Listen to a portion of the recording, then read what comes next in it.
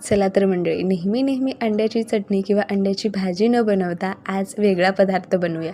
त्यासाठी लोखंडी तवा गरम करण्यासाठी ठेवला. त्यामध्ये 2 चमचे तेल घातलं. त्यामध्ये थोडेसे खडे मसाले घातले आणि छोट्या आकाराचे 2 कांदे पातळ बारीक चिरून यामध्ये घातलेले. जोपर्यंत कांदा छान परततो तोपर्यंत छोटंसं वाटण करायचं.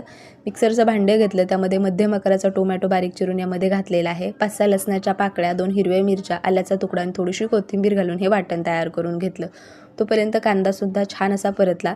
तयार केलेलं वाटणसुद्धा तेल सुटेपर्यंत व्यवस्थित परतून घेतलं. त्यानंतर यामध्ये पावडर मसाले घातले, ज्यामध्ये चवीनुसार मीठ, हळद, लाल तिखट, त्यानंतर थोडासा गरम मसाला, कांदा लसूण मसाला आणि धना पावडर होती.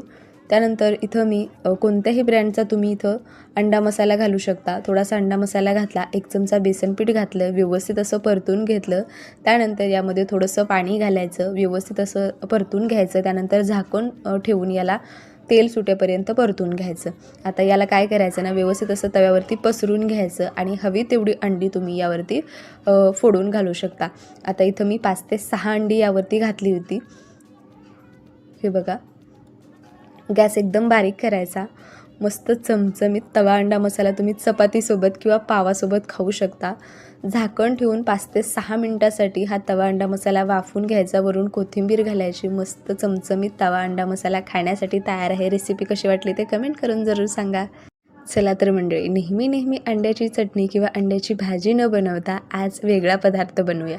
त्यासाठी लोखंडी तवा गरम करण्यासाठी ठेवला. त्यामध्ये 2 चमचे तेल घातलं. त्यामध्ये थोडेसे खडे मसाले घातले आणि छोट्या आकाराचे 2 कांदे पातळ बारीक चिरून यामध्ये घातलेले. जोपर्यंत कांदा छान परततो तोपर्यंत छोटंसं वाटण करायचं.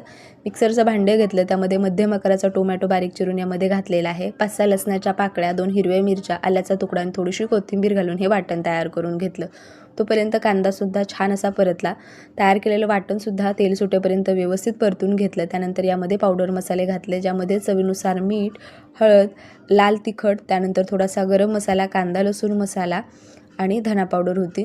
त्यानंतर इथं मी कोणत्याही ब्रँडचा तुम्ही इथं अंडा मसाला घालू शकता. थोडासा अंडा मसाला घातला. 1 चमचा बेसन पीठ घातलं. व्यवस्थित असं परतून घेतलं. त्यानंतर यामध्ये थोडंसं पाणी घालायचं. व्यवस्थित असं परतून घ्यायचं. त्यानंतर झाकण ठेवून याला तेल सुटेपर्यंत परतून घ्यायचं. आता याला काय करायचं ना, व्यवस्थित असं तव्यावरती पसरून घ्यायचं आणि हवी तेवढी अंडी तुम्ही यावरती फोडून घालू शकता. आता इथं मी 5 ते 6 अंडी यावरती घातली होती. हे बघा, गॅस एकदम बारीक करायचा. मस्त चमचमीत तवा अंडा मसाला तुम्ही चपातीसोबत किंवा पावासोबत खाऊ शकता. झाकण ठेवून 5 ते 6 मिनटासाठी हा तवा अंडा मसाला वाफून घ्यायचा. वरून कोथिंबीर घालायची. मस्त चमचमीत